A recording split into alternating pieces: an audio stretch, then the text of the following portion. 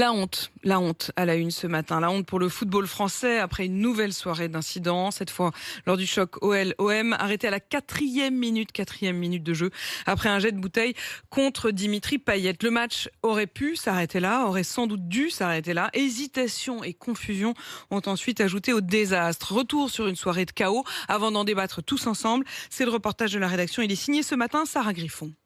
Il est 22h42, le speaker du groupe Ama Stadium prend la parole. L'arbitre a décidé de ne pas reprendre la rencontre. Les 56 000 supporters lyonnais, marseillais sortent frustrés. Je suis dégoûté, gros match, on ne pourra pas voir Lyon-Marseille. Une soirée gâchée par l'acte isolé d'un individu. Repéré par les 400 caméras du stade, il est exfiltré par les services de sécurité 25 minutes après l'interruption de la partie.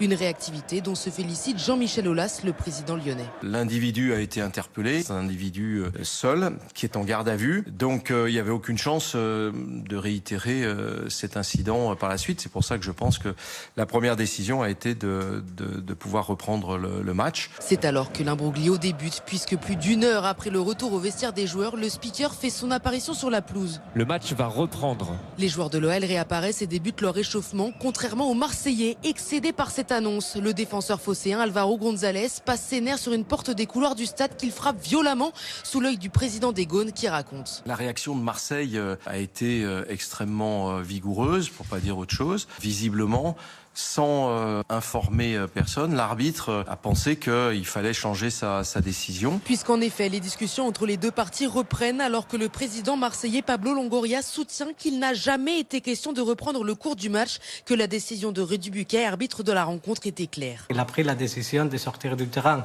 C'est une décision purement basée sur des aspects des sportifs et du respect de l'arbitre. Une incompréhension tant pour les supporters que pour les instances qui se renvoient la balle par communiqué interposé quant à cette prise de décision d'arrêter le match, alors que le seul décisionnaire dans ce cas est l'arbitre Rudy Buquet qui lui a tenté de se justifier au micro du diffuseur Amazon Prime. Il y a des considérations autres à prendre en compte, mais ma décision in fine a été d'arrêter la rencontre. Pour la deuxième fois de la saison, un match ne va pas à son terme en raison d'incidents. La commission de discipline de la Ligue de football professionnel se réunira dès aujourd'hui pour étudier ces débordements.